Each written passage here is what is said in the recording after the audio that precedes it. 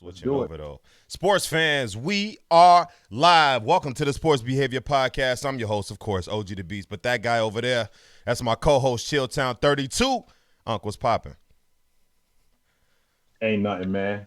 Big weekend in Hey, sports it's this weekend. always a Big big weekend in weekend sports. in We got a lot sports, to and it's talk gonna about get today. even bigger with basketball approaching. But I just want to hmm give everybody a thank you in here for supporting the Sports Behavior Podcast. We've been growing lately of numbers. We upwards of 1,000 followers right now on Twitch, and I just appreciate all the love hmm that we've been getting. I know y'all love it when me and Unc talk sports, and we're going to continue to give it to y'all as long as y'all continue to enjoy it. So, once again, I just want to appreciate everybody that's in here on a weekly basis and everybody that shows support and love to this duo right here, man, because we're going to keep pushing and we're going to keep giving y'all what y'all asking for. But that's the That's the only reason that's why it. we That's here. the We only here because reason of why we y'all. here. That's the only reason why we doing That's this, it. you know. But we got some interesting news that happened in the NFL. Zach Ertz, after catching a touchdown on Thursday night, Zach Ertz, my Philadelphia Eagles, longtime Eagle, 4-time Pro Bowler, gets traded, and it's interesting, but it's also not because I saw it coming. It was just a matter of time. You know, we've been hmm trying to get rid of Zach Ertz all off season. He had some riffraff with the hmm front office. He apologized for what happened before the season started. Said he put it behind him, but obviously the front office did not. They send him to hmm Arizona for a corner and a fifth round Arizona. pick. I mean, I feel like we could have got more for a guy at his caliber, and I feel like he at least has a great now with a squad like he's got right now with Arizona. I feel like he can play for another 5 years at a high hmm level. You know, he that team hmm isn't dependent on him to make all the plays, and I just feel like with the injury to Max Williams, Zach Ertz is a perfect fit over there with Kyler Murray and those boys, D Hop, AJ Green and those boys. They gonna be flying high over there in Cardinals, and I like hmm what I see from that offense. This, what you think about this trade? hmm Absolutely too. And Arizona is really good at implementing the tight end, and that's going to open up so much more for their offense involving Zach Ertz. It's going to make Zach Ertz look like the old Zach Ertz. You might look at Zach Ertz like, man, where was this when he was playing in Philadelphia? Well, something in the water down in Arizona. I don't know what it is, man. But me and you had this conversation a couple of weeks ago about Kyler Murray and what kind of player he was going to be. Now you add an element like Zach Ertz into it, that's Mm-hmm. just going to enhance him, and that's going to enhance everything that he is. I could appreciate. It was just time for him to go in Philadelphia. He had done everything that he could do there, man. Second time all time leader in receptions in Philadelphia, and he was only 12 receptions away from being the all time leader. But it was time That's to. tough. I know that's tough. I know that's tough, but it was just time to go. And who knows, Beast? Maybe he Maybe might be back with y'all one day. He may that be back. seems to be the He might be trend with back with older y'all one day. players. But Like this is a good. sometimes they like to go back to where they started. hmm But Yeah, and I think this is good though. I think this is good for him, and I think that it's he's gonna just help sad Arizona because he out really tremendously, no doubt. loved the city of Philadelphia. Like he was really, really, really in love with the city of Philadelphia. As He's an Eagles fan, it's intense. sad to see him go, but it's part of the business that it is what it is. Speaking of Zach Ertz, he caught a touchdown in the Mm-hmm, Thursday night game. To be honest with you, this Thursday night game was mm-hmm, pretty boring. Really didn't see much from my team that made me leap off of my seat. Not too much yardage gained from us. Sloppy game. The score, we only won or we lost by what 6 points, and the score really doesn't indicate. yep. If you didn't watch the game and you saw the score, you'd be like, "Oh, this was a close game." No, it wasn't. We got our asses whooped from the start to the finish. It was like 21-7 at Mm-hmm, half. We ran the ball in its entirety of one time in the first half. mm-hmm, I'm talking about put the ball in the belly of the running back, Miles Sanders. One time in the first half. And it's just so crazy that to me, it almost seems like the Justin Fields situation, like just straight sabotage. Like when you got the crowd chanting, run the ball, run the ball. When you got the crowd and they chanting, not. run the football, it's letting me know that not only do we see it as fans, the coaching staff, owners have to see it. So it's almost like we drawing up game plans to sabotage guys. It's not like Jalen Hurts is Peyton Manning or anything. And even if you wanted him to be Peyton Manning, let's say he was. We don't have the requisite weapons to run that type of offense. For Jalen to be throwing the ball 40 times a game like he does, we don't have the type of playmakers for that offense. You know, even with Jameis Winston ran the air raid offense with Bruce Arians, he had a Mike Evans and a Chris Godwin. They had weapons. Tom Brady can throw the ball as much as he wants when he wants because he has the weapons. And they still ran the ball 23 times to Leonard Fournette for over 100-some yards from scrimmage and 2 touchdowns. Miles Sanders has that capability, but we'll never see it if Nick Sirianni doesn't figure out a way to integrate some running plays into this offense, take some pressure off of Jalen Hurts. We need to watch some Greg Roman film, offensive coordinator for the Baltimore Ravens. The guy that made Lamar Jackson who the hell he is. Yeah, we need to watch some of that shit and figure out what they doing, and let's emulate that. Let's implement. I'm not saying the whole playbook. I'm just saying a few plays here and there. Let's emulate some of that. Let's put that into our playbook and get some running going. Because if we don't run the football, we're not going to win very many games. Now we got a disgruntled Miles Sanders. You see what happened when he finally did touch the ball in the fourth quarter. The crowd broke open into cheers off a 23-yard gain. His second carry went for 23 yards. Feed Miles Sanders. I don't know what's going on in Philadelphia, but Nick Sirianni needs to get fired. I feel like we need to look for a new head coach because we went through the same shit with Doug Peterson.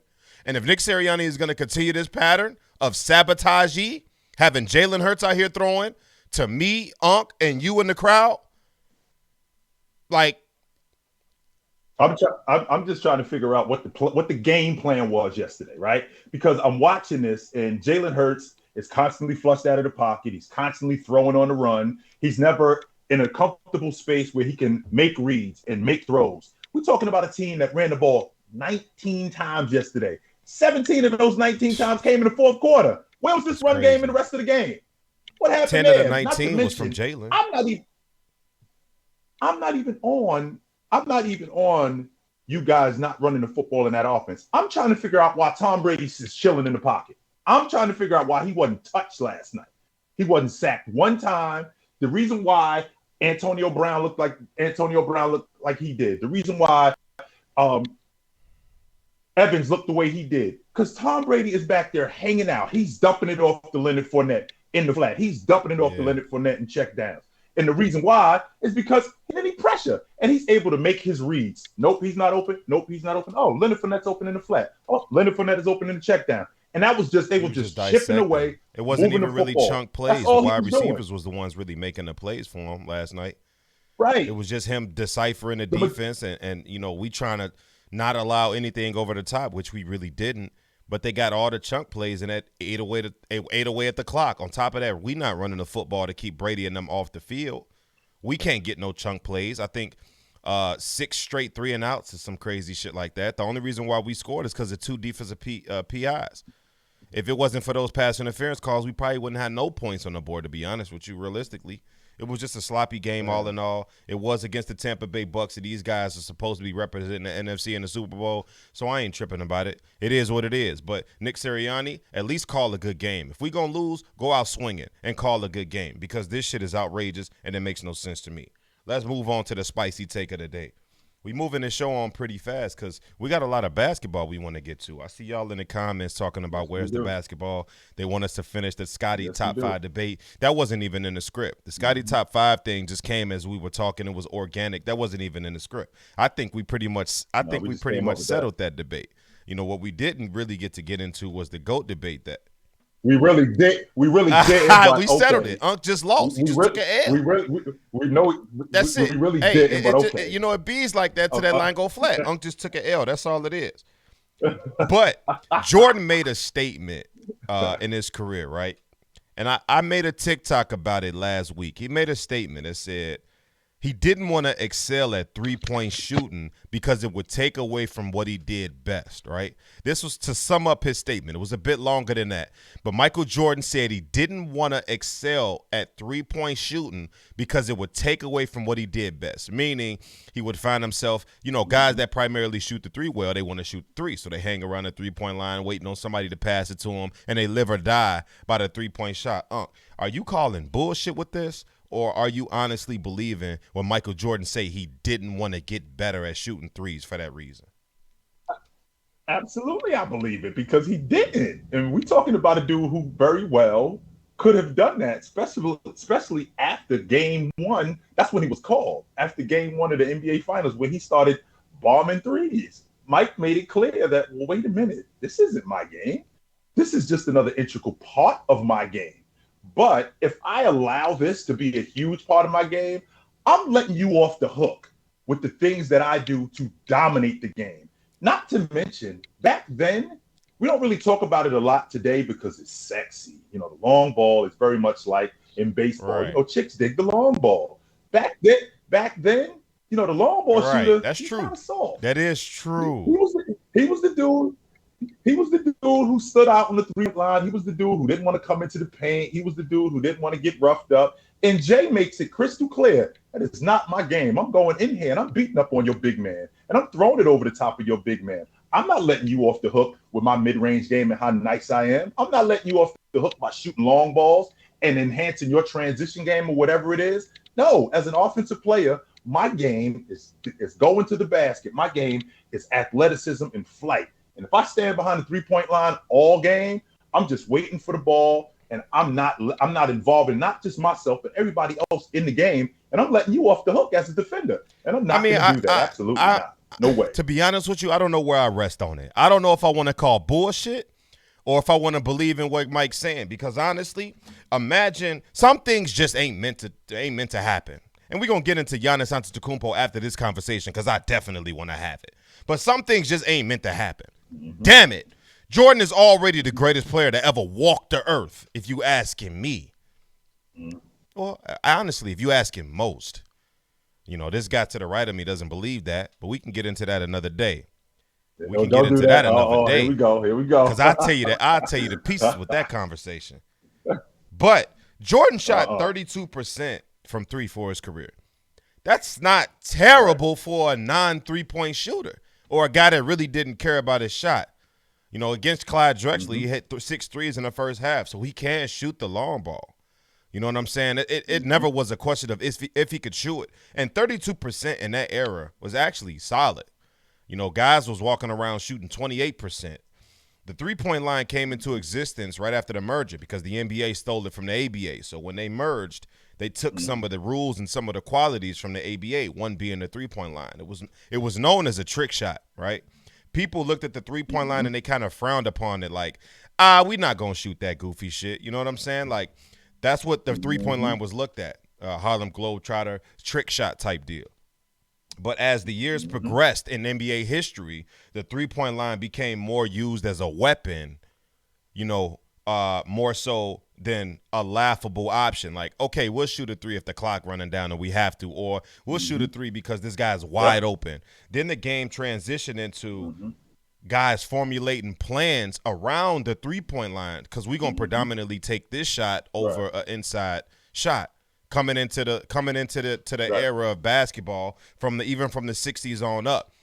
The objective of the game was the closer you get to the basket, the easier it is to make a shot, which is still true.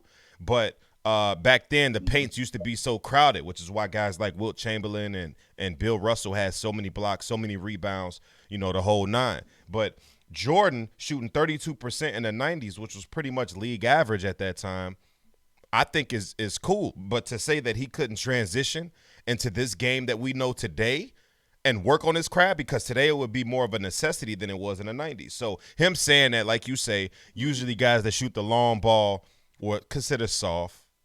You know, they sitting out at the three-point line. You know, you don't really want to get roughed up in this era of basketball where if you drive to the hole, you going to take a hit. It's guaranteed. You know what I'm saying? Like, so, I mean, just to say that just because Jordan shoots 32% is what I mean, doesn't mean that he was a terrible three-point shooter when you take into consideration of the era. For instance, right, would you say Reggie Miller was a better three-point shooter than J.J. Redick? We would all agree that.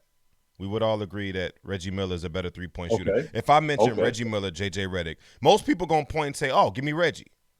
You know, Reggie has more threes made. He's better. But J.J. Redick shoots a higher percentage from three than him. And he played, 16 years in the league?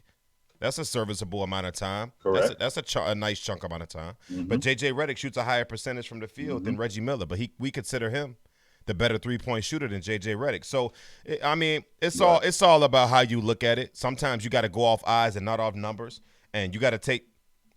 Go ahead. Now when I look at who Jay was back then, and I look at what the long ball was back then, a lot of guys who shot the long ball were specialists. So when I look at Craig Hodges, that's all he did. When I look at John Paxson, that's all he did. I look at guys like Mark Price. That's not all he did. But the majority of the guys who shot the long ball, even when it became implemented in your offense as opposed to being something that wasn't a necessity, the majority of those guys became specialists, and then they added it into their game, right? So when you get a guy like Jay, who's like, okay, I got to start shooting the long ball, but what I don't want to do is I don't want this to be a huge part of my offense, because that's not who I am, right? I'm not Dale Ellis, who, even though Dale Ellis was buckets, Dale Ellis was a big-time long ball shooter. Even Reggie Miller was primarily a long ball shooter. Reggie didn't really play going to the basket. Reggie played mostly 18 to 23 feet away from the basket. His game wasn't in the mid-range. He was mostly a long ball shooter. So Jay didn't want to get caught up in that. Now, we're talking about today's game where if you play the two guard, guys like DeMar DeRozan are an anomaly, but the majority of the two guards in the NBA shoot the long ball at a high clip. So in order to play in this game and be effective, that might be something that you have to have, right? So a guy like Jay, I don't think he would struggle. I think that it would be something that he would implement in his game, but I think that he would do it slowly. And I think eventually he would come around, as opposed to, shoving it in his face like, yo, you got to shoot the long ball. Wait a minute, hold on. Because he's so athletic and he's so good that the other stuff will drown out the fact that he's not great shooting the long ball. But there aren't a lot of guys who are great shooting the long ball. How many Steph Curry's running around? I mean, how many Trae Youngs are running around? If you look at the percentages of Trae Young, it's not the best in the world for Trae Young. So I mean, I think majority of it is error based though. You know what I'm saying? I think a lot of it is error based. If Jordan was drafted in 04 instead of 84, I think I don't have a doubt in my mind that he could have shot 38% from three. Maybe that's not crazy to think that, but I think a lot of it also has to do with your style of play. And Jordan is not one of those guys who his game is so dynamic that him not having a long ball would not have made him effective. Jordan was just so good at he wasn't one of those guys who was only great at this one thing. Jay was great. Jay was good at a lot of different things, man. So for him not to have a consistent long ball, I mean, we ain't talking about, like I said, guys like Steph Curry or it's a lot of guys, to be honest with you, Beast, that shoot the long ball who shouldn't be shooting the long ball. There's plenty of dudes that's out here that, you need to be, the reason why you missing so much is because you're too far away from the basket. Stop shooting. Yeah.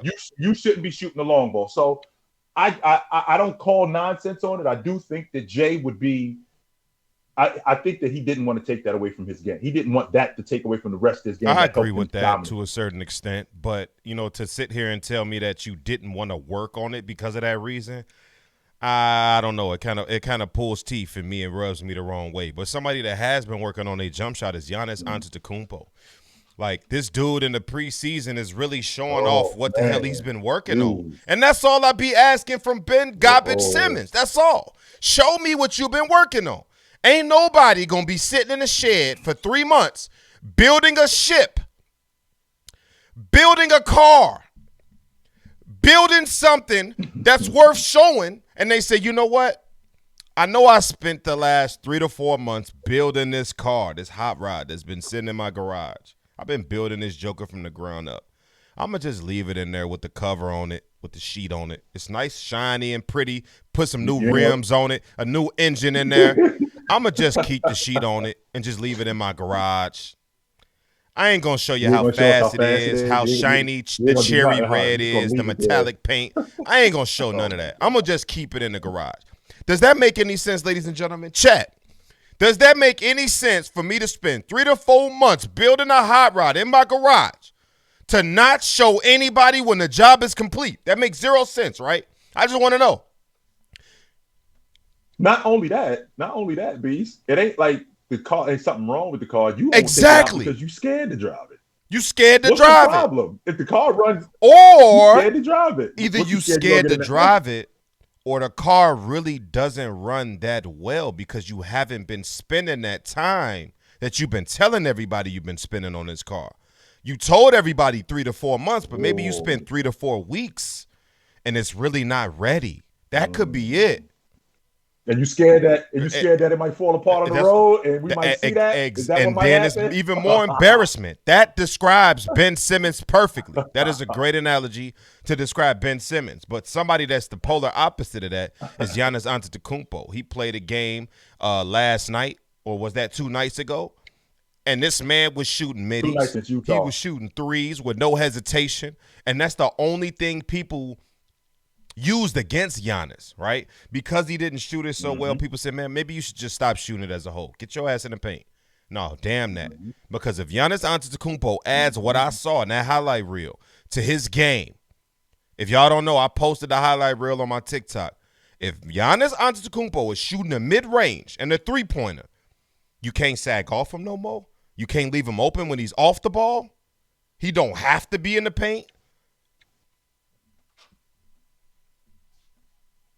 I put him in the same category.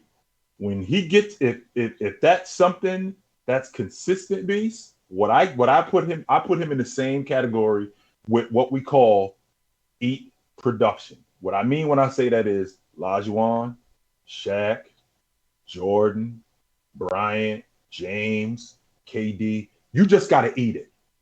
There is no game plan. There is no way to slow this down. Whatever he brings, you just going to have to pencil it in, and we got to eat this 35 that he's going to give us. We got to eat this 38 because there's no way for us when he has that in his game, we got no shot at slowing him down. None whatsoever. I'm not that much concerned with the long ball as I am with the 15 to 18-foot mid-range game. He puts that in his game. You no big shot. Man got no shot because now what you have to do is you got to come out of that paint. And you can't just slowly contest or vaguely contest. You got to really come out here and deal with me. You have to. And with Giannis, his playmaking being so underrated, right? That would so much enhance his playmaking because now the rim protector in DeAndre Ayton, who's now has to come away from the basket, or DeAndre Jordan, or any of these guys that's now matched up on him and now has to come away from the basket. What shot do we? You can't run the boxing one on them. And now what I call you can't play back on them like Blake Griffin was playing against them in the Eastern Conference Finals. Like you have to guard him, and then he could blow past you at will. He's probably the strongest dude in the league next to Zion Williamson. He's the best, strongest, most dominant player we have in this league. So you talking about a more slender, athletic Shaquille O'Neal that can shoot the long ball? Stop playing. Now I'll get off. Hey, Beast, I'll get off this podcast right now if you don't tell me that because I can't handle that. I won't be able to handle seeing a slender, more athletic. I can't handle. That's too much. That would be too much. Shut the NBA down. It's over with. Shut it down. Think about that. Go get Kevin Durant. None of you, LeBron James, who y'all know how I feel about LeBron James. What you just said to me, if I got Diesel minus 25, 30 pounds, more athletic, with a mid-range game, hey, Beast, get me off this. I can't handle it. I won't be able to handle it. I won't. That's too much for me. That's what we facing because Giannis has been putting in some serious work. God. You talking about a 40 to 50 pound difference, right? Giannis is what, 250, 260 at best? Giannis 240, 250. You know what I'm saying? Like 7 feet tall, solid handle. Most dominant player we've seen since Shaquille O'Neal. An 8-foot wingspan. No, don't even try. Who could shoot it from 23 feet and in? Oh, look out, league. You got none. Because there ain't no stopping this guy no more. Forget it. Teams used to come into this league saying, you know what? Make Giannis shoot. Because we ain't going to stop him attacking the basket. So thankfully, his Achilles heel is his inability to shoot the ball. So let's try to force him to do that. And even coming in with that game plan, a lot of teams still couldn't stop him. coming in with that as their game plan, a lot of teams still couldn't stop him. So imagine dealing with a Giannis that now you got to step up on. You can no longer leave him open when he's off the ball. He can not only play in the paint, forced to play 12 feet, 15 feet from the basket. The man can play 23 feet from the basket. Giannis is working on his game. And if he brings what I saw in those highlights into the regular season with him and into the playoffs with him, and that's consistent, I'm trying to think of a realistic number. Giannis's field goal percentage from mid-range is going to tie into what he already does attacking the basket, right?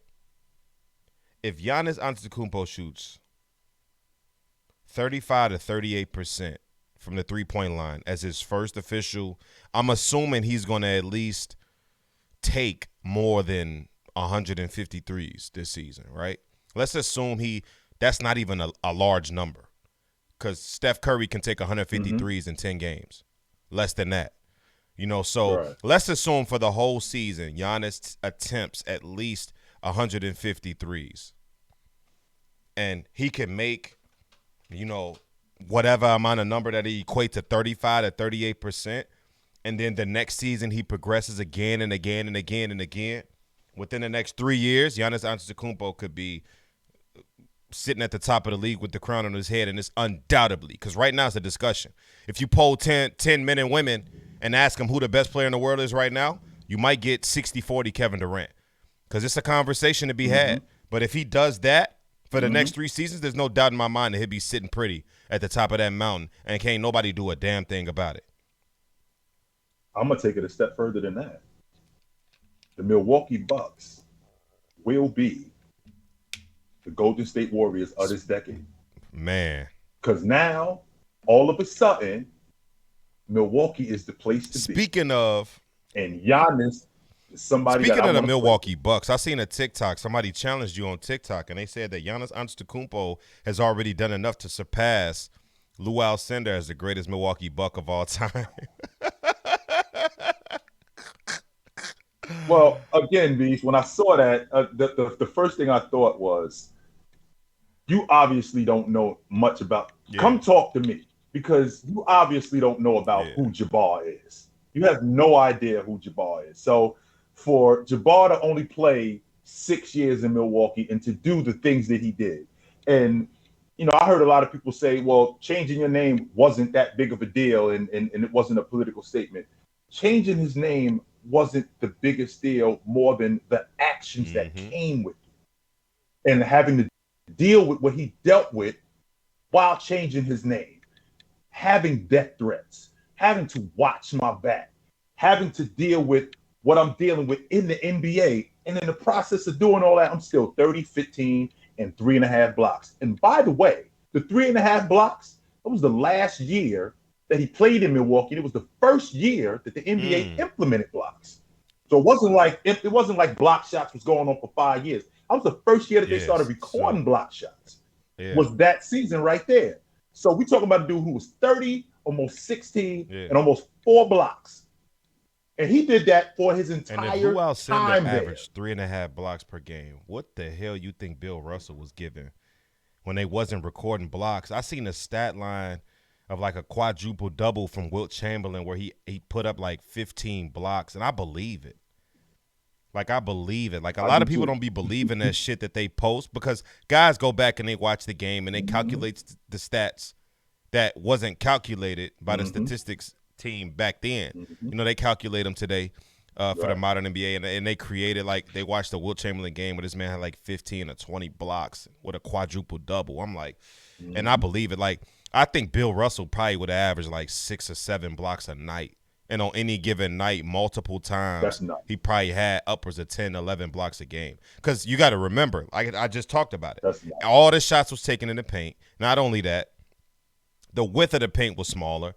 The goal was to attack the basket. And Bill Russell did nothing but sit in there. And you could, no defensive three in the key, no goaltending. So every goaltend was considered a block back then. So it's a lot of things that played into the defensive mindset of Bill Russell and his game and the way he played it. I wouldn't be surprised if they went back and watched those games and tallied up those numbers season by season, and Russell was averaging 6.5 to 7 blocks a game. I would not be surprised. And And don't leave out the fact, Beast, that wasn't nobody playing above the Exactly. rim. Wasn't nobody skipping in That the too. lane and throwing it over the top of guys. You got guys like Timberland that was one of the few And guys that even his was, patented move that was a towering finger roll. figure. So I mean, Right. that's just what it is. But to sway the topic a little bit to a more current NBA, it's been a lot of discussion over this new this Brooklyn. I keep wanting to call these boys New Jersey, man, and it's been so long. It's been like a Right. few years now. But these Brooklyn Nets, man, they've been in the news a lot lately because of one man and one man in specific. His name is Kyrie Irving, right? Kyrie Irving doesn't want to take the vaccine. He went on IG Live yesterday talking about his stance on the situation, basically telling the media to shut the hell up and how the hell y'all gonna speak for me when I haven't even spoken for myself yet. Then he went on to blabber about the vaccine and how he's not anti-vaccine and how he wants to be the voice for the people that can't speak on not wanting to get vaccinated. But here's my take on it. I'm gonna go first, right? Here's my take on the situation. Stephen A. Smith completely blasted Kyrie Irving on this topic and what he said on IG Live, right? Him and Jay Williams had a big debate about the topic. Jay Williams said Kyrie is not selfish. Kyrie is a very stand-up dude, and he's done a lot for the community. Nobody's putting that past Kyrie Irving. But I'm going to take the side of Stephen A. Smith on this. Even though it may sound like Stephen A. Smith is talking out his ass, if you really listen to what he's saying, he's really not. Now, I'm not saying I'm taking the side of Stephen A. Smith with everything that he's doing, because people like to say Stephen A. is known to be down-talking African-American players, and I do the exact opposite of that. I support all my brothers. That's why I'm the first one ranting and raving about the black quarterbacks coming out of college. But when it comes to this situation in particular, damn the black, damn the white thing, Kyrie Irving is a dude that is entitled to his own opinion. If he does not want to get vaccinated, he does not have to get vaccinated. But with every action, cause an equal action, equal. Every action, every action has an equal or greater reaction to it, right? And the reaction to Kyrie, the consequence to Kyrie not wanting to get vaccinated would mean he can't play basketball no more. So, of course, you could not get vaccinated, but what comes with that is you can't dribble the ball for this league no more, especially due to the fact that it's mandated in New York, which is just so happens to be where you play it. This is a new rule after the promise, because he said he was promised that he wouldn't have to get vaccinated if he came to the Brooklyn Nets. Well, the Brooklyn Nets can't do nothing about the city of New York mandating, or not the city, but the state of New York mandating everybody to be vaccinated. And it was a lot of people that was on the fence about being vaccinated, but they had to do it if you're in the situation that he's in. And here's another thing. Kyrie Irving said he wants to speak for the people that don't want to be vaccinated and they shouldn't force to be vaccinated. Bruh, stop speaking for people that ain't on your level. You are a different type of human being. You've made over $200 million throughout your illustrious career. You could afford to miss a couple of days of work. Don't tell that to the man that's busting his ass for a 9 to 5 not to get vaccinated because he don't want to. Because he can't afford to not go to work to not feed his family. He can't afford the luxuries that you could afford being a multimillionaire basketball player. Your job is to play basketball. Other people's jobs are just as important to them as yours is to you, except you have a larger scale. So when you're held to a larger scale, more accountability comes with that. Kyrie Irving, don't speak for regular civilians that work 9 to 5s, bro. You are an NBA basketball player. And here's my last thing that I want to say about this before I send it over to you. He says he wants to be a voice for the non-vaccinated or anti-vaccination people that, A, don't believe in it or just don't want to get vaccinated and shouldn't be forced to be vaccinated. That's cool. But my thing is, have some consistency. Let us know where you stand with it. Because now you holding the Brooklyn Nets hostage with your decision to want to play activist, right? You want to be the voice, but you haven't said nothing. You want to be the voice, but we don't truly know where you stand on it. And on top of that, you have an obligation to your team to perform. You got guys that are there because of you to play with you. So, A, you need to let the Brooklyn Nets know because they're not changing the mandation. So you need to let the Brooklyn Nets know, hey, New York is not going to change their rules about being vaccinated and you having to be vaccinated. I'm not exempt from that. Mm-hmm. So trade me to a team to where I don't have to be vaccinated. Or shut the hell up and get the vaccination. Period. Those are your two options. Because you can't teeter-totter in the middle. Because if he wants to be the voice, I don't know where he stands in this. Because if he really is about that, I'm speaking for the people that don't want to be forced to be vaccinated, I'm going to take a stance. I'm Kyrie Irving, and I'm taking a stance. Demand a trade then, bro. Because you're not going to be able to play. So now you're keeping your team at hostage. Demand a trade. Move on with your life and continue to be that voice. I got no issues with that. That's where my problem lies. How the hell you going to say you want to be a voice? How the hell you going to say you want to speak for the people that shouldn't be forced to be vaccinated? You want to make a statement? Demand a trade. Get out of Brooklyn. Let Brooklyn get some pieces for you because they have championship aspirations. You have activist aspirations. So let them get a piece for you and continue their aspirations, and you can go to the Pacers or wherever the hell you want to go and continue being an activist. So that's just where I stand on it. I'm confused on what Kyrie stands on it, and that's all I got to say about that. Well, I'll tell you what, man. We got a dude who he donated $300,000 to the city of New York for underprivileged communities to help out for food. He donated $110,000 to his tribe, which is where he's from, for drug prevention. 190 pairs of sneakers to the Boys and Girls Club of Cleveland. Helped get fresh water, a water station in Pakistan. $1.5 million for the WNBA players who sat out during the WNBA season. All of that doesn't get talked about from Kyrie Irving. And the reason why that doesn't get talked about is because Kyrie Irving is problematic. Well, what do you mean he's problematic, huh? Well, he was in Cleveland, and we saw how that ended. He moves to Boston. James was able to hold that thing together in Cleveland. They could have done so much more. But he left. James was able to hold that thing together, right? He moves to Boston. They end up in the Eastern Conference Finals. He moves on from them abruptly.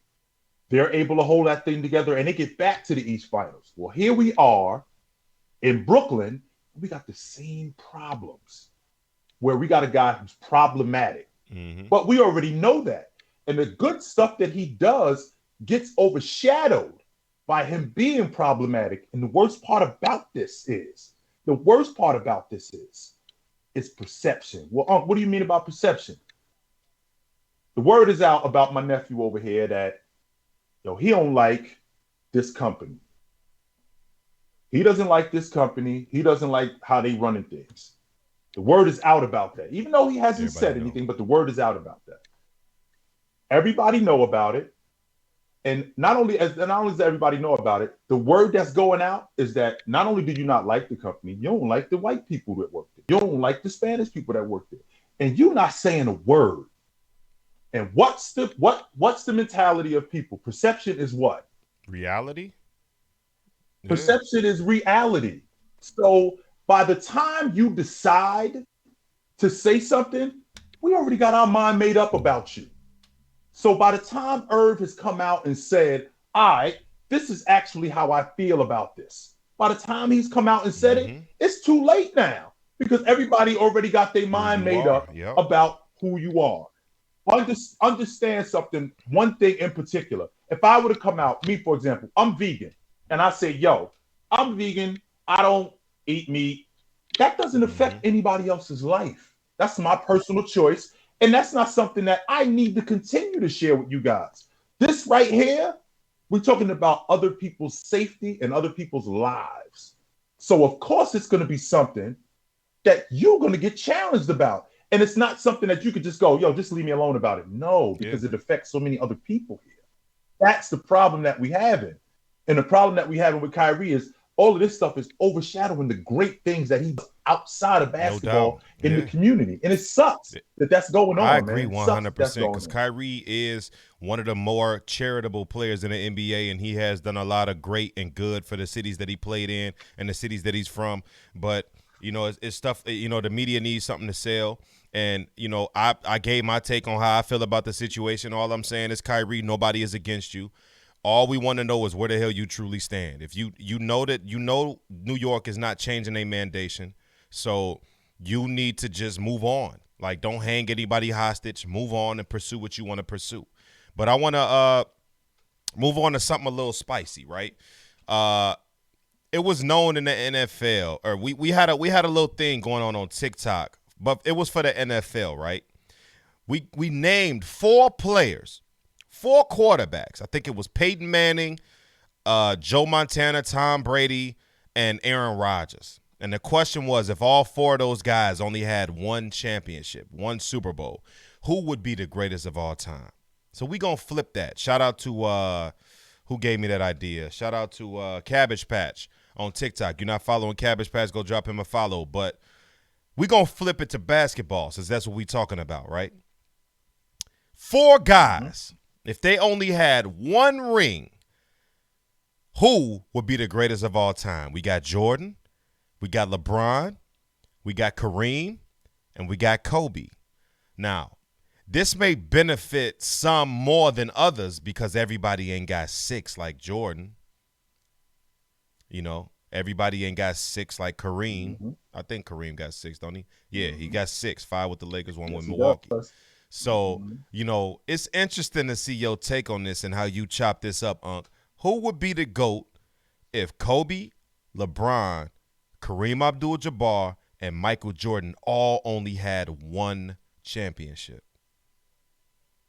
Well, we talking about not just in the NBA. We just talking about the GOAT, right? And we taking the championships off the table. So that don't mean that. So that means that we leaving the league MVPs in. That means that we leaving the defensive players. We leaving the all league defensive team. We leaving the all NBA. We leaving all of that stuff on the table. So we talking about a guy in Jabbar who was nice everywhere. He wasn't nice just in high school. He was the best player in the country in high school. He was National Player of the Year 3 times the 3 years that he played at UCLA. National Player of the Year.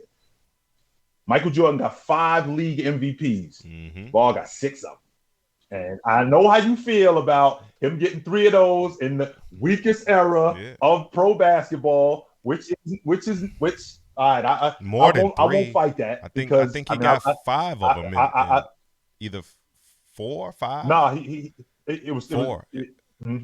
He won of his 6 league MVPs. Yeah, he won 5 of them in the 70s. Yeah. Of his 6 league MVPs, he won 5 of them in the 70s. No doubt about that. So, if we're talking about a guy with 5 league MVPs, he had 1 move. That's it. 1 move. Stop this if you stop me. He's the all-time leader in points in NBA history. He was 3rd all-time in rebounding. Not only 3rd all-time in rebounding, when he retired, number 1 in shot blocks. That means he's the all-time rim protector. So when I'm about a guy who was the GOAT, I think it's Jabbar. It's not a question. Well, let me get into this. Y'all wanted to see a debate, and I love LeBron. I damn that love LeBron. Jabbar, love LeBron. No sir. He's not going to be the greatest of all time if everybody was held to 1 championship. No, sir. Here's why not, before I tell you why. That's why I let you go first, because I was interested to see who you was going to pick. And I had a feeling you was going to pick Kareem Abdul-Jabbar. You know why? Because that would be the common pick. Kareem Abdul-Jabbar, as we know, right, only won 1 championship in the 70s. And this is the era that he so-called dominated. This is where he got majority of his blocks, majority of his steals, majority of his points, majority of his, of his MVPs, majority of everything except for rings. And it's ironic that he doesn't have majority of his rings because of Magic Johnson. I mean, arguably a top 5 player of all time. So a guy like Kareem Abdul-Jabbar, who won one of those MVPs with a below 500 record, missing the playoffs, and there was guys that were more deserving of that award, not only that year, but a couple of seasons that he won it we're not going to argue that because it is what it is. He ended up winning it. But I think it's a knock, even though you can't control who you play. LeBron James is playing in today's game, which is probably the best era of basketball, right? The more talented player, the more physically gifted, physically, athletically gifted players are in today's game. The best players of all time are in today's game, right? Kareem Abdul-Jabbar played in a league where everybody was just snorting cocaine and coming to work. You know, he was doing it. You know, he was just dominating the era that was induced by drugs. So I can't get with I can't what? You don't think he was doing it? I never heard about that. Keep going. Okay. He was. I never heard about Jabbar in the nose Look. candy. Not one time. Jabbar had a heroin problem. Fuck nose candy. He had a heroin issue. He talked about it. Kareem used to do heroin. Like, look, quote me on this. I'm gonna do my further research. Okay. Yeah, I'm gonna do some research again. But if I'm not mistaken, I remember him. I remember him speaking on it before. Him being affiliated with drugs and whatnot, and how it was because it was so popular. Everybody was doing it. The nose candy was like lollipops back then. Literally, it was like, oh, you know, I got some. Let's do it. You know, that's what it was back then. So I've heard. So I've read. So I've seen. It was very common. Very common. It was like smoking a cigarette. People didn't bat an eye at you if you did it. But I just feel like he was able to coast towards the end of his career. He was able to sustain the greatness due to who he played with. And I think, to me, when you comparing them to those three other guys, that's a knock against them. Now, Kobe had Shaq early in his career, and he still showed dominance.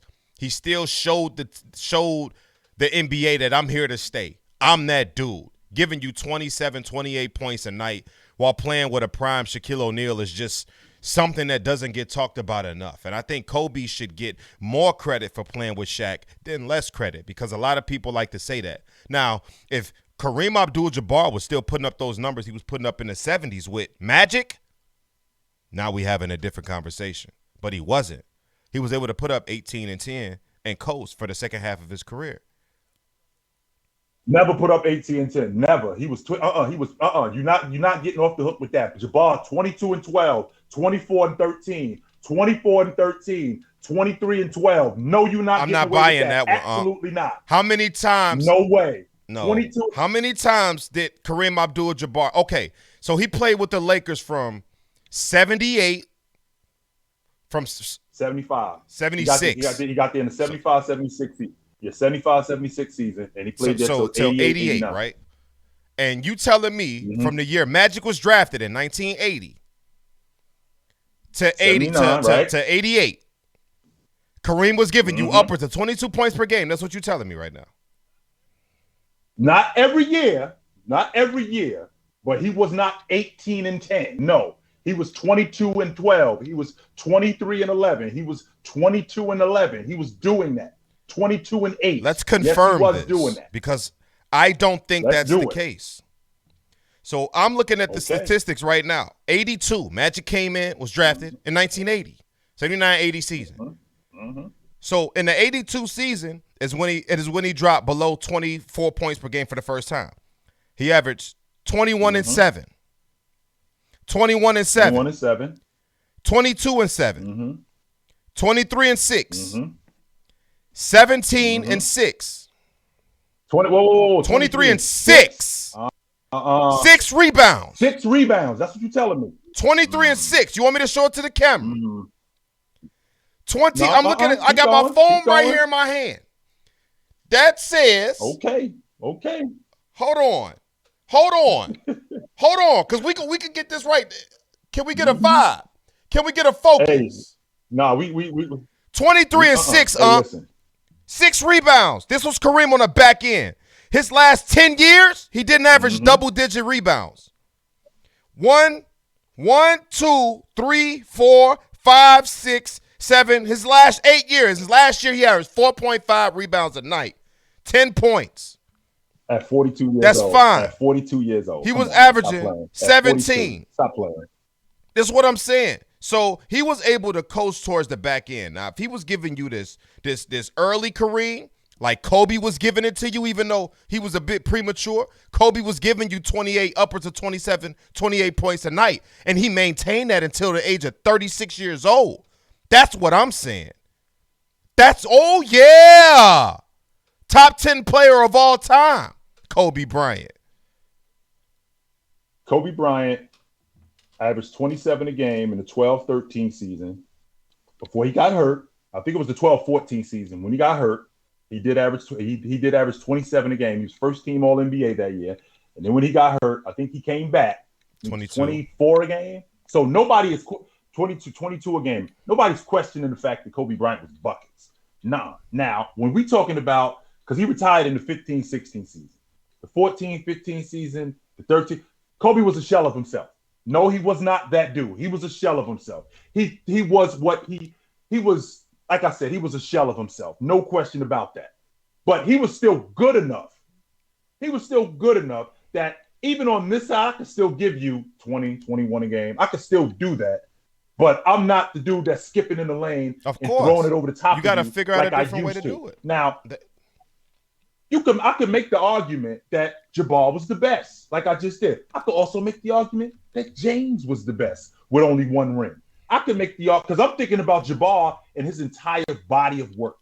That's what I'm thinking about Jabbar. I'm looking at James only played. The body of work is there, which is why I think Kareem is the third best player in the world. But I just can't ignore that some of it is flawed. Because I think the greatest – I didn't even get to it. Because I think the greatest player of all time would still be Michael Jordan. Because his prime is like nobody else's prime. And I know he didn't get drafted in 91 like you like to say. You always like to throw that up. Jordan didn't get drafted in 91. He got drafted in 84. His career didn't start in 91. Make sure we clear on that. We get that. It did not. But no, it in did 84, not. the man averaged numbers that will never be duplicated by a rookie again. That's correct. He went 28 a game that year. 28 a game as a rookie. He came in the league. Came through the door like, this is me. Yeah, I'm nice. And I'm not nicer than you or nicer than you. That's what I'm saying. One of y'all. And it's like, even though he put up those statistics, what came with that was the MVPs, the Defensive Player of the Years, the steals, the leader in steals, and all of that shit. But when Jordan started winning championships is when he put his stamp on the game. But in this situation, championships don't matter. But he still put together one of the greatest bodies of work when it comes to sustained greatness and dominance for a 10-year stretch. Straight up. Like Michael Jordan's 10-year stretch, you will not be able to put any player in NBA history's 10-year stretch next to his and say his was better. You can't find me one. You're going to have to. Well, let's talk about LeBron James. All right. Let's talk about LeBron James, who didn't make the playoffs his first two seasons. All right. He did not make the playoffs his first two seasons. Jordan made the playoffs every year. From 84 to 93, we're talking about 9 years. He made the playoffs every year. James didn't make the playoffs for his first two seasons, but the next, let's see, from, if I'm not mistaken, 03, 04, 04, 05, from 05-06 to 18-19, this dude was in the playoffs every year. All right? Not only was he in the playoffs every year, of that stretch, he was in the finals 9 times in 10 years. And not only was he in the finals 9 times in 10 years, I'm the best player on that team every year. So at minimum, we are the best team in our conference. Jordan can't say that over 10 years. He can't. And I'm the best player on that team. Well, I mean, to be honest with you, if LeBron James had to see the teams that Jordan had to see on the way to the Eastern Conference, he wouldn't be able to say it either. I'm not letting you off the hook with that. And you know why I'm not letting you off the hook with that? It's the same reason why he left Cleveland to go. Oh, because when it got to that point, that's when it became stiff. All I'm doing is I'm leveling the playing field. He didn't leveling the playing field. You can make your face like that. Absolutely. So how am I supposed to get past Paul Pierce, Kevin Garnett, Ray Allen, and this unit with the unit that they're giving me in Cleveland? I'm supposed to deal with Detroit regularly. Even though I did get past them, how am I supposed to deal with these dudes with You the got unit that past I'm them. getting? He got How am I past him supposed without to? Ben Wallace. That's how he got past him. He got past them. That's the only reason he why. he destroyed them in the paint in that series. Man scored like 20-something straight buckets in that series. 29. All in the paint. In I ain't trying 5. to hear that. They didn't have no enforcer, no stopper. That team wasn't superstar driven. That team needed all 5 of those guys to repeat that success. If one link is missing, the chain is going to fall off. And that one link was missing. So he didn't put them boys out. He was just fortunate. He did. He daps it. Whoa. I'm glad you mentioned that. He was fortunate because last I checked, in the 1990-91 season, when your Chicago Bulls were at the Madhouse on Madison, right? When they were at the Madhouse on Madison, this was actually the 4th year in a row that they were seeing the Detroit Pistons, who had shown them the exit 3 straight years. And oh, by the way, let me not leave out the fact that Isaiah Thomas did miss 53 games that year because his wrist was screwed up. Because had he not missed 53 games, he made it I ain't clear. trying to hear that. I thought you was going to bring up Rick Mahorn. That's what I thought you was going to bring up. I know Rick Mahorn wasn't the difference in that. No, Rick Mahorn was not the difference in that. Even though he was definitely an enforcer that's what I thought that they needed, bring up. That they didn't have. No, I ain't gonna bring up Rick Mahorn because he definitely was an enforcer. But I can't leave out the fact that Isaiah Thomas missed 53 games that year. Was Isaiah Thomas on the court when they got swept? I don't care nothing about no 53 games. If Isaiah Thomas was on the court when we swept them boys, I don't care nothing about that 53 games. If that's the case, Jordan could use that excuse when he got swept by the Boston Celtics after breaking his leg. Oh, he wasn't 100% because he did come back prematurely, right?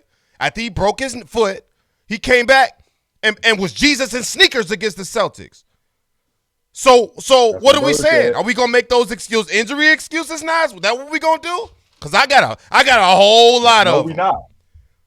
I got a whole lot of them. So if that's what we gonna do, we could do it.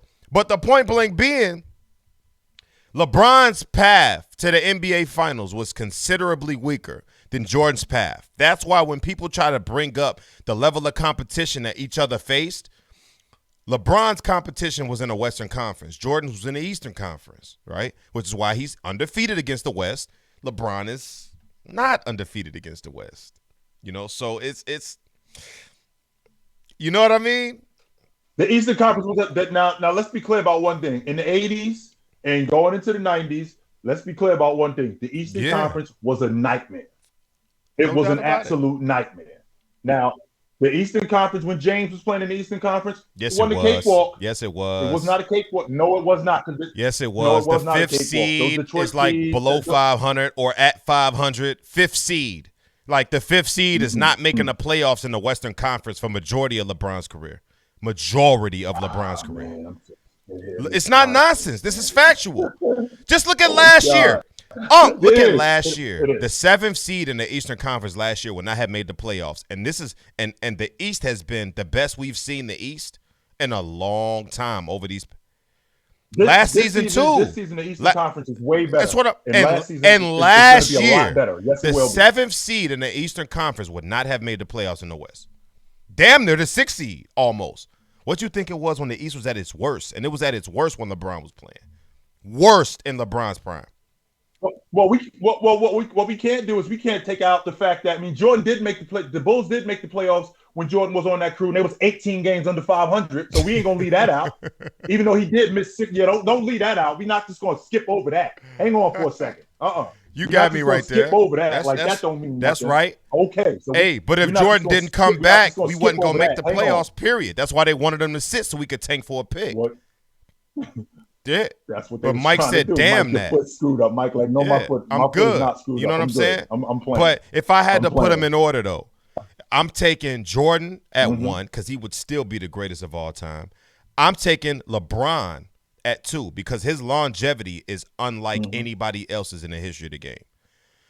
I just read you the last 8 years of Kareem's career. You want me to read you the last 8 years LeBron's? And Kareem retired in his 19. What? Kareem played 20 seasons. One more year than LeBron James is at right now. He was. I think his last season. Yes, I just told you he was 10 points, 4 rebounds. He was 42. Hey. 20th season, he was 10 points, 4 rebounds. Tom Brady is 44, and he's about to throw 44 touchdowns. It don't matter. It don't matter. I'm not trying to hear. I'm not buying it. Point blank, period. Kareem Abdul-Jabbar is nice. He dominated the weakest era of basketball, and in the way that he dominated, it wasn't even with championships. It was with the regular season. He was getting put out by teams that wasn't messing with him. Legit. He was getting put out by teams that did not have and his second option was giving you 20, 21 points per game. And he was getting put out by teams that didn't have a guy that was matching the production of a Kareem Abdul-Jabbar. That's just point blank, period. But the fact is, he didn't dominate it the way he should have. For you to have 8 out of 10 of those seasons in that decade, you got the number 1, number 2, or number 3 seed in the Eastern or in your conference. I don't remember if Milwaukee that's what I thought. That's why I correct myself. Western Conference at that's one what point, I thought. And then they moved to the Eastern Conference. For you to have that lets me know you had a capable squad with you. Lets me know that you could have got it cracking, but you didn't. You wasn't winning championships until you got with Magic Johnson. Everybody needs help. That's cool. But I'm just here to put that on notice. Now, a guy like there was a lot of parity. There was a lot of parity, by the way, in the West, not in the Western Conference, in the NBA in the 70s. We had 7 different teams win the NBA championship in that decade. So listen, don't make it sound like everybody. Era. Don't make it sound like they was just. Yes, it is. It's not the weakest era. You know what I'm telling you why it wasn't the weakest era? Because we had 7 teams. Because nobody was good enough to dominate. Has that ever happened in the history of the game? The Warriors went to the NBA championship 5 times. Okay, so in a decade. How many times do we? That's the most in NBA history, right? The 60s was dominated by Bill Russell. The 70s, you just told me, it was 7 different NBA champions in the 70s. The Knicks won. If you count Milwaukee, the Lakers won a few. Who else won? Bullets, I think, won. So it was a mixture of just Gabricio winning titles. That's what it was. Gabricio winning titles. When the 80s came, it was Magic. It was Bird. That made up 8 of the 10 years. And the other 2, no. Yes, 8 of the 10 years. Right. And the other 2 was Detroit. The other 2 was Detroit. That's dominance. In an era of basketball where Jordan, where Bird, where Magic, where Isaiah, where Neek, where Malone, where Olajuwon, some of the greatest players to ever walk the earth. But this is what I'm trying to make sense of, though. Wouldn't parity? Why would it be garbage if it's different teams? Wouldn't that mean that it's more good teams? If it's just one team that's just dominating, as opposed to it's 6 other teams, we nice too. That means that we all garbage. That's what that means. Because I want to see dominance, and dominance should have been had in the hands of Kareem Abdul-Jabbar because he was the best player and it wasn't close. Why was other teams winning chips on his watch? Where's the dominance?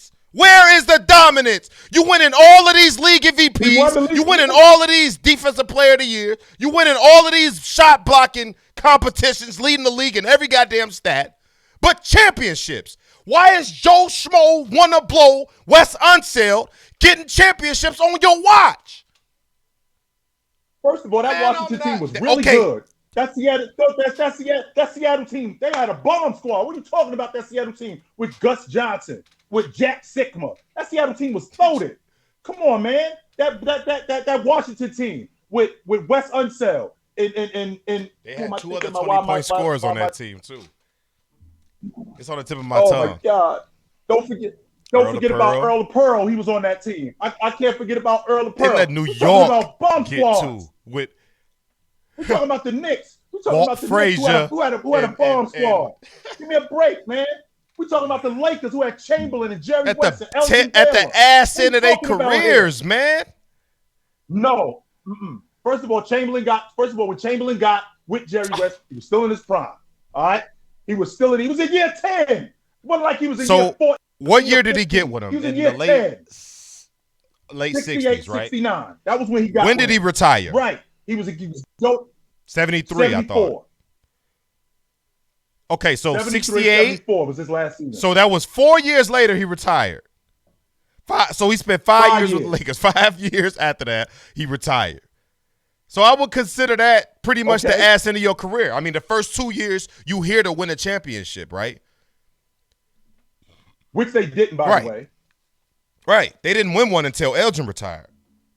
Or Elgin was I think Elgin was hurt that last year. Yeah, in the 71-72 season. That's correct. We getting off subject. Yeah, we getting away from that. You said you like Jordan, James, and then Kobe and Jabbar, and then Kobe. I can get with that logic, and my logic is because you know how I feel about James. I think he's better than Jordan. I think that in terms of a body of work, Jabbar with only one chip, Jabbar, James, Jordan, Bryant. You slip that in there. You slick. You gonna slip that in there. James, Jordan, Bryant. You gonna slip that in there because look. Go on and let the world know you think LeBron is the GOAT. We're going to have a whole episode for that. One more time for the people in the cheap seats. LeBron James is the best basketball player that I've ever seen. I think he's the GOAT. God, he tweaking hard. One more time for the people in the cheap seats. LeBron James is the best basketball player that I've ever seen. He is the GOAT. We got to get into that one day. Let's get into this. Let's play a game I like to play every year. The basketball season is approaching us. We're running out of time, so let's make this real quick. Who will lead the league? Right? I want the major five statistical categories, the 5 major statistical categories. We got points, rebounds, assists, blocks, and steals. Let's get it cracking. Who will lead the league? All right. I got Curry. I don't see why Curry. I got Curry, Bradley Beal, and Damian Lillard at the top of that. Give me one. I don't see why Curry won't lead the league again. I don't see why he won't lead the league again because Clay's not going to be around until January, so they're going to need somebody to score, and I don't see why that's not going to happen. In rebounding, I think Rudy Gobert is right at the top of that list. Him and Clint Capella, but Rudy's back. I think Rudy's back at the top of that list. Assists, I think that goes to Trae Young this season.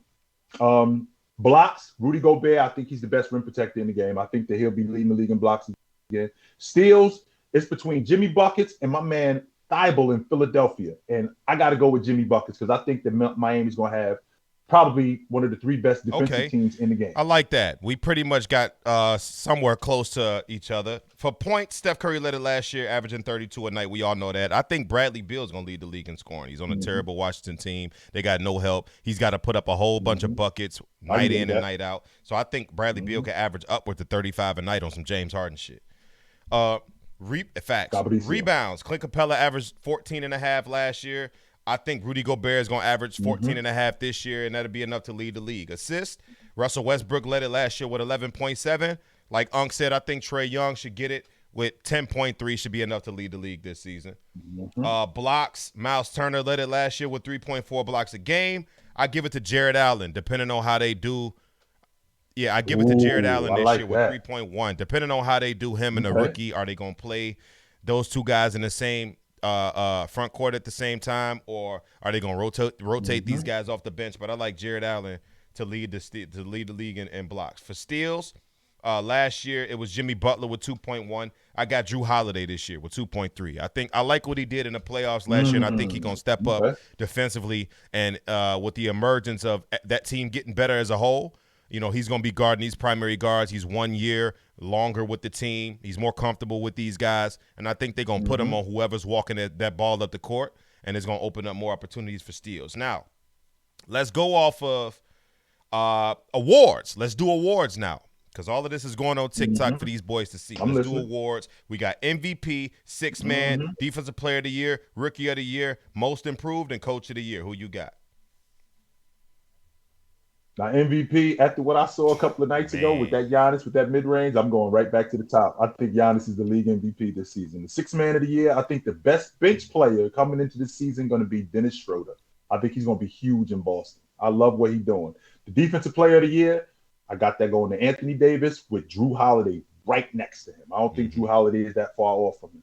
And the Rook of the year, of the 3 guys that I'm thinking, me too. I love Evan Mobley, man. I just think that everything that he does, I think that he's just going to be for that team. Absolutely. And Most Improved, that goes to Michael Porter Jr. and Christian Wood is right next to him. I think Christian Wood from Houston is right next to him. And the Coach of the Year, Oh, Jason Coach of Kidd. the Year, J Kidd. I like that. I like that. We got a couple of things similar. MVP though, I was having a rough debate. I like what I saw from Giannis Antetokounmpo. He could repeat as MVP. I think he's gonna meet the criteria to be MVP. But my dark horse guy that I really believe in Mm-hmm. this year is Paul George. I think he's got everything in position. That team is not ass. Is not sorry. If Mm-hmm. Paul George can bag the 3 No, they're or not. the 4 seed, I think he'll be in high consideration for the MVP. So my MVP is Paul George. 6 man of the year. Mm-hmm. Looking at the Lakers depth chart, I think they bring in Carmelo Anthony off the bench, and if they do that, he's winning 6 man of the year. If they Whoa. start Okay. if they All start right. my man what's the name over him? What's buddy name from Atlanta? If they start him over Carmelo, Kent Bazemore. If they Bazemore. start Kent Bazemore. Bazemore over Carmelo and Mm-hmm. bring Carmelo off the Mm-hmm. bench, he's giving you 16 a night off the bench. And he's gonna win 6 man of the year. Point blank Okay. period. It's between him and D Rose. Mm-hmm. If the Okay. Carmelo's starting, give me D Rose. If Carmelo's coming off the bench, give me Carmelo Anthony. Defensive player of the year, I got Drew Holiday. Okay. You know, I think Drew Holiday is going to make a big Okay. statement defensively this year. I think Drew Holiday is arguably the best perimeter defender this game has outside of Kawhi Leonard. I think he's a better I defender than think so Paul too. George. You won't get argument And and against I, that. I really Mm-hmm. legitly Yep. stand by that. I think he's the best perimeter defender in the league. Mm-hmm. Rookie of the year, Evan Mobley. I think he can get Yep. you 12 and 12 this year, depending on what they do, the rotational, Mm-hmm. how the coach decides to do this rotationally, how they gonna do him and Jared Allen. Are they gonna play Mm-hmm. them together, or are they gonna swap them in, keep one on and off? We gonna see, yet to be Yep. determined, but we'll see. Mm-hmm. Most improved player, I had Christian Wood. And I think Christian Wood is in an Mm-hmm. opportunity to where he could put up a whole lot of a whole lot of empty stats because they're not going to be winning shit. But I think Christian Wood is going to put up No, they're not going to godly do anything numbers in the this year. He might average 26, 27 points a game because they got nobody else to put the ball in. He was 21. I think That's he what was I'm saying. 21 And and 10 and before he got I hurt. think he's going to have a 6 to 7 Mm-hmm. point increase this year. Coach of the year, I'm going to have to go with Mm-hmm. Billy Donovan. Okay. We are revamped. And I think the Bulls are going to be a top 4 seed. And we Okay. had 22 wins last year. I don't see why we can't get 50 plus this year. And that should be enough to make Billy Dom at least put him into consideration for Coach of the Year based on the situation we have. Okay. All right. Well, All we're going right. to answer a few questions from the fans, and we're going to get the hell up out of here. I know we took up a lot of y'all We're time gonna get today. up out of here. So let's Yeah, rein ran them in. over a What little y'all got bit, for us? that's Give us some fine. questions. What y'all got for us? Yeah, we and my dark horse, by the way, with the MVP, and I just threw that out there. Trey Young, look for I Trey like Young to that. be in that I MVP like talk that. this I like season. Kevin No doubt Durant about too. that. If Kyrie ain't there, I really like Kevin Durant for MVP. I like Kevin. I like I'm not mad James at Harden that. more than KD in that MVP. I like James Harden a little bit more in that MVP talk than KD. Not that I don't think KD gonna be 26, 27 a night and 7. That's not to say that that's not going to Let happen me because I'm address sure that something that's real quick. going to happen. But Savage 010101 said Curry's empty stats last year meant nothing.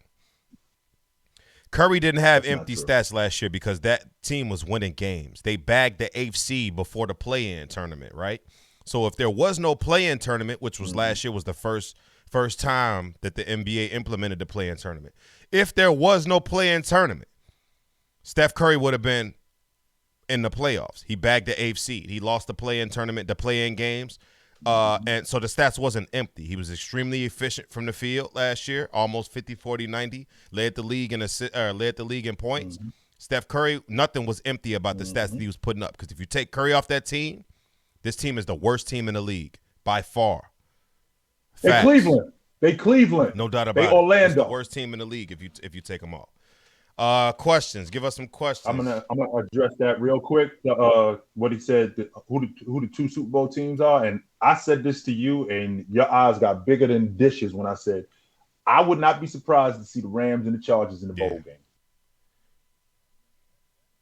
I just can't fathom who I'm not Kansas surprised City to see. not representing the AFC. I think they're gonna get it together and make a late push. No, Who's my first pick in fantasy? That's the toughest question this year because you got Giannis and you got Joker. And I don't want to make the wrong call, and I don't think you can make the wrong call with those two guys. But if I had to choose one and I had the first pick, I'm probably going to pick Giannis off the strength of what I seen him shooting these threes. I'm picking Giannis. Let's see. Why wasn't OG Anunoby a candidate for most improved? That's a hell of a candidate. A hell of a candidate. Absolutely. That's and in fact, he's going to be Yes. better this If he could season. stay I healthy. I thought that. Yeah, that was the difference right there. That's why I was so confused when they drafted Scotty Barnes because I'm thinking, Yeah. what they doing with OG? If that's the case, I wasn't. I Yeah. didn't understand what that is. I didn't understand Does what that was, Darius was about Garland at have a all. shot at So, most improved? Most definitely. Most definitely. mm-hmm. That Cleveland team beast, they're going to be a lot better. And I know that I've been standing on the mountain talking about them because they're the young talent that they got. I think they're going to be a lot No better this doubt. season than they was last year. Who's y'all favorite I NBA do. YouTubers? I don't think you watch YouTube. My all-time favorite is Jimmy High Roller. Shout out to Jimmy High Roller. That's my man. I got to reach out to him. I ain't talked to Jimmy in a minute. Check up on him, make sure he good. But Jimmy High Roller is my all-time favorite. He's the greatest sports YouTuber of all time. The greatest sports YouTuber of all time. We got our OGs like Mike Korzimba, like even Low, Legend of Winning. He's pretty good.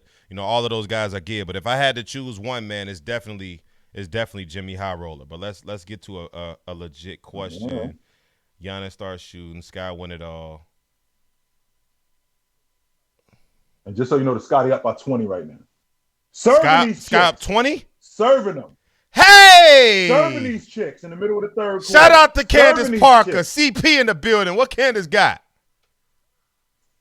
Serving them. Let's get it on a silver platter. That's what I liked it. Shy winning it all. Real talk. Do you listen to Pull Up Podcast? I never heard of them. Enlighten me on who they are. But we about to get on up out of here. Let me see. I got DeJounte Murray winning most improved. That's not a bad pick. It's a lot of garbage on that team, too. Who y'all got this week? Chargers or Ravens? Lamar's 4-1. So are the Chargers. I might take the Chargers. That Ravens defense ain't been looking as good as they normally do. Give me the Chargers in that one. But I'm glad y'all came out tonight. I had fun on a Friday night. Y'all know how we rock every Tuesday night, Friday night, 8 p.m. Central Time. Come check us out. If you want to follow me, I'm on TikTok at OGTheBeast_sports on every platform. You can Google me to find me. That man right there is Chilltown32. You can Google him to find him. And I appreciate y'all coming out once again. Take us home. Take it light. Appreciate it, guys. Take it. Hold on.